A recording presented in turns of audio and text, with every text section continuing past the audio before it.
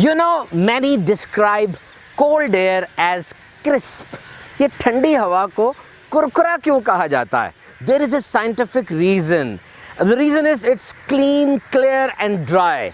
ये ठंडी हवा साफ, शफाफ और खुश्क होती है। क्या आप जानते हैं कि ये ठंडी हवा गर्म हवा से ज़्यादा साफ़ होती है क्योंकि इसमें पॉल्यूशन और दीगर अज्जा मिक्स नहीं होते, और ठंडी हवा की खुशबू वो गर्म हवा से ज़्यादा अच्छी होती है।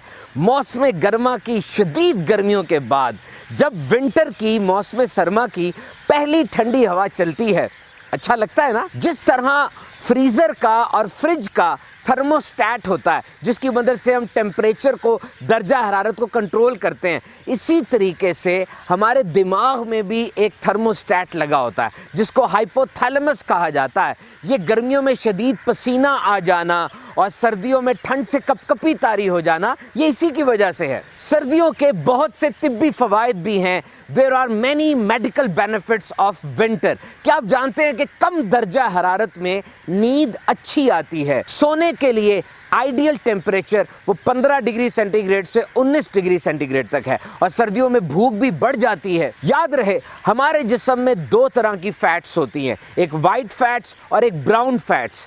वाइट फैट्स, इनको बैड फैट्स कहा जाता है और ये जिस्म में मोटापे का सबब बनते हैं, जबकि जो ब्राउन फैट है ये अच्छी होती है, जलती है, बर्न होती है, एनर्जी निकलती है और वो ताकत हम इस्तेमाल करते हैं। साइंसदान ये जानने की कोशिश में थे किस तरीके से वाइट फैट वो ब्राउन फैट में तब्दील हो सकती है, और अब जर्नल ऑफ क्लिनिकल इन्वेस्टिगेशन के एक रिसर्च के मुताबिक ठंड में खुद ब खुद ये वाइट फैट ब्राउन फैट में तब्दील हो सकती है। स्टडीज़ के मुताबिक सर्दियों में सोचने की सलाहियत, जिसको रेफरेंशियल क्रिएटिविटी कहते हैं, वो भी बढ़ जाती है। अच्छा, एक मिनट, ये एक नई तहकीक आई है।